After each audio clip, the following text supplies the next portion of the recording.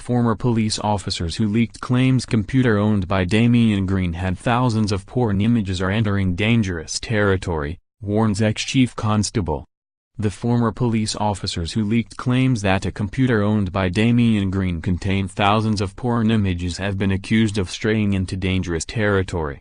In the latest wave of allegations yesterday, the detective who seized Mr. Green's computer 9 years ago said thousands of images were found and there was no doubt whatsoever the MP himself had been accessing them.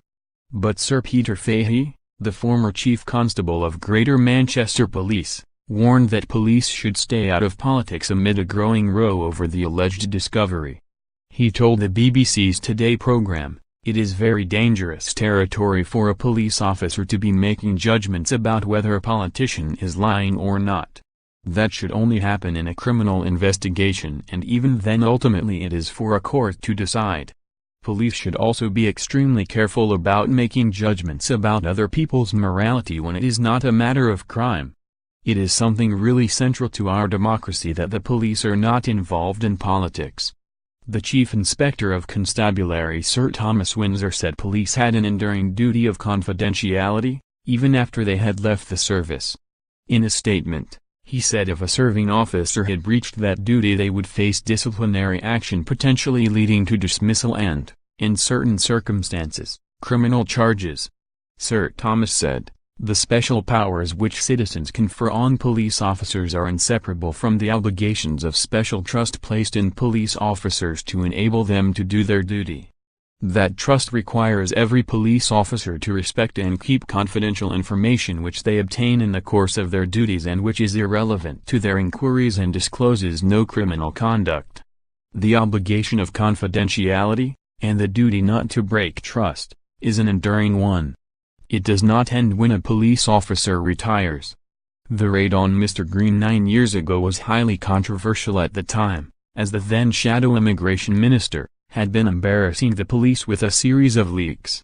Yesterday it emerged that David Davis has made clear he is ready to quit if Damian Green is sacked. The Brexit secretary is understood to be furious at apparent efforts by former police officers to settle long-standing scores by forcing Mr. Green out. Mr. Davis was Shadow Home Secretary until a few months before the raid in November 2008, and shared the view of many politicians that the police action flouted parliamentary privilege rules.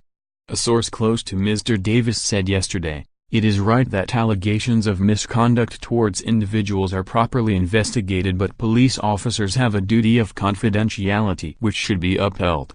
A mutual friend of Mr. Davis and Mr. Green told the Evening Standard the Brexit secretary had put his cloak around his colleague and made his position clear to the PM in words of one syllable. Meanwhile, the Deputy PM is facing a second sleaze inquiry after it emerged MPs are required to sign an acceptable use policy for computers at Parliament. The Common Standards Commissioner could stage a separate investigation to the ongoing probe by the Cabinet Office, which is due to report any day. Theresa May, who has known Mr. Green since their days together at Oxford University, will have the final say over whether the first secretary stays in his job. In the latest wave of allegations against Mr. Green, former detective Neil Lewis disclosed his notes from the raid and claimed that on some days porn was browsed and open on the computer for hours. He told the BBC, "The computer was in Mr. Green's office, on his desk, logged in, his account, his name. In between browsing pornography, he was sending emails from his account, his personal account, reading documents. It was ridiculous to suggest anybody else could have done it." He added, "I was surprised to see that on a Parliament computer. I had to take a step back because I wasn't expecting that." Damian Green and Bob Quick crossed swords in 2008 when the Met Assistant Commissioner took dramatic action in an inquiry into leaks from the force. Mr. Quick decided to arrest then Shadow Immigration Minister. The Tory MP was held for 9 hours while his Commons office, 2 homes and constituency office, were searched and computers removed by counter-terrorism officers. The episode sparked a huge inquest at the Commons into whether parliamentary privilege should have protected the material held by an MP. In the ensuing political storm, It emerged Mr. Quick's wife was running a car hire firm from their home and details of their address were published on a website. The officer then accused the Tories of being wholly corrupt in leaking the story to intimidate him and his investigation. But he was forced to apologize after then-party leader David Cameron said the claimed Tory machinery was mobilized against his investigation was completely baseless. Mr. Green was later cleared of any wrongdoing. Mr. Quick complained bitterly that the investigation cost him his career. He quit in April 2009 after being photographed arriving at Downing Street with documents detailing a counter-terror operation clearly visible. He later claimed he might have survived the gaffe if it had not been for the Green affair. The police officer, who worked as a lead in digital crime after being a leading counter-terrorism officer, was working on Operation Miser in 2008. This was an investigation into Home Office leaks that led to Mr. Green's Commons office being searched by police and his computers being analyzed. The raid sparked an outcry that targeting Mr. Green, shadow immigration minister at the time, was a flagrant breach of parliamentary privilege rules. The leak inquiry was being led by Met Assistant Commissioner Bob Quick, who has also raised allegations about the pornography find. The claims have dramatically widened the Cabinet Office inquiry, which was originally looking at accusations Mr. Green made a clumsy pass at a Tory activist. But a host of Conservative MPs have accused the police of pursuing an anti-Tory witch hunt against Mr. Green that was straight out of the Mafia playbook.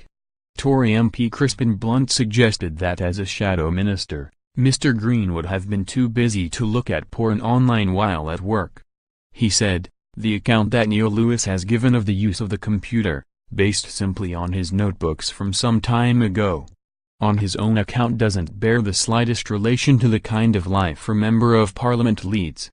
We don't have time to sit in our offices breezing through leisure websites of whatever type, we largely move from one meeting to the next."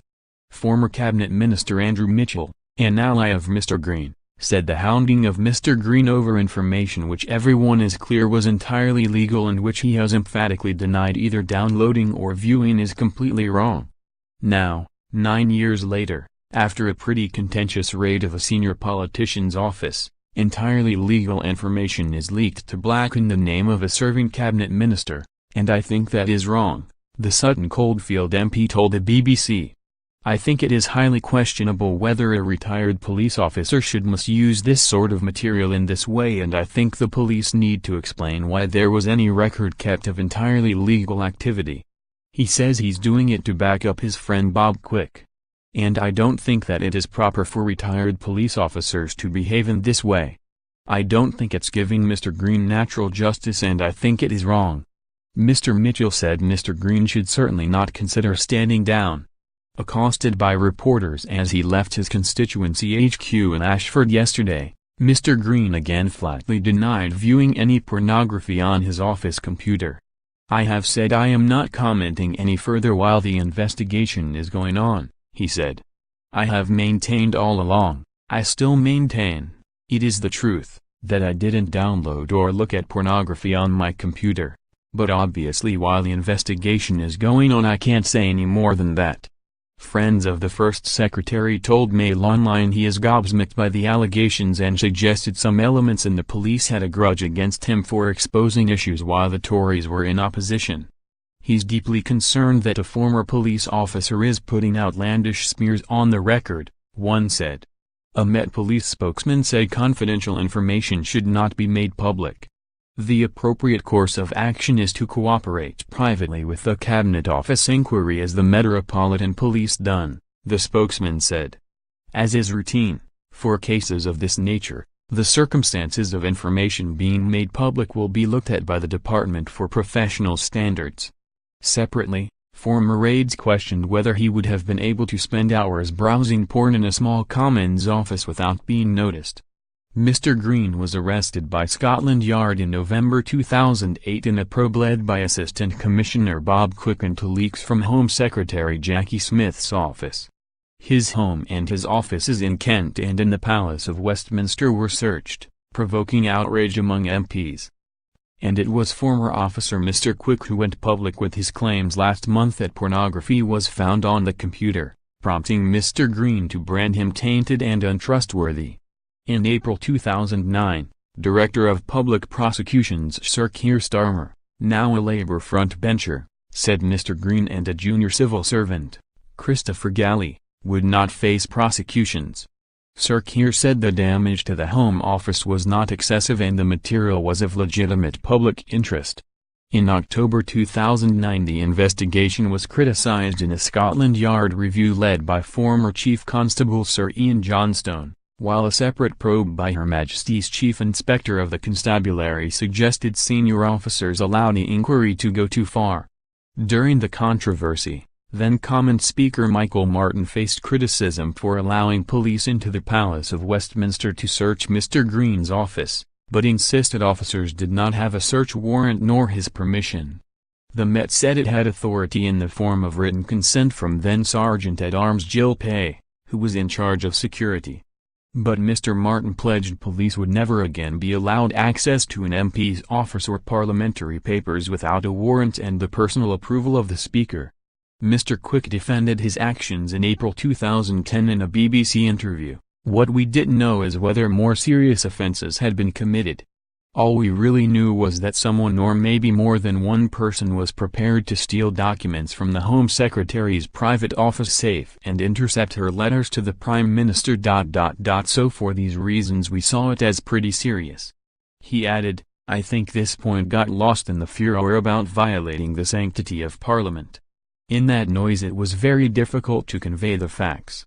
The difficulty really was that if you have someone that you can clearly demonstrate was prepared to steal documents from a safe that we know holds very sensitive material, then you're under a duty to find out exactly what has been leaked and to whom. The House of Commons authorities told Mail Online an acceptable use policy for computers on the estate has been in place since at least 2001. MPs are obliged to sign on behalf of themselves and their staff, with the version thought to have been in force at the time saying they must not access materials that are threatening, slanderous, abusive, indecent, obscene, racist, illegal or offensive. A Commons spokesman said, Parliament has had an acceptable use policy in place for MPs and their staff since at least 2001 and this has been updated on a number of occasions. All users of parliamentary digital services are subject to an acceptable use policy. There is also a ban on use that might damage the parliamentary network by encouraging viruses. The policy raises the prospect that Mr. Green might have breached